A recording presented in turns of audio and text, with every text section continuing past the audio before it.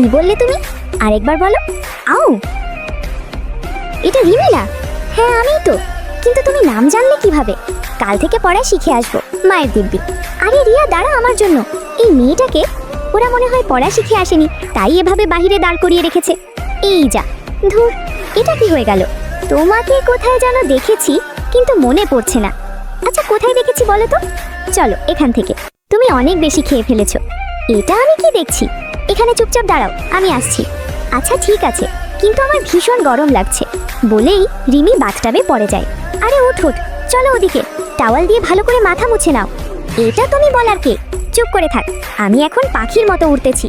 পাগল? আমাকে পাগল বললে? কি দেখেছো তুমি পাগলামির? যাও, এখন তুমিও পাগল হয়ে যাবে। কি, হাতে কামড় দিলে? নাও আবার দাও, দেখি কত সাহস। না, এখন আমার মুড নেই, সরো এখান থেকে। এই নাও কফি।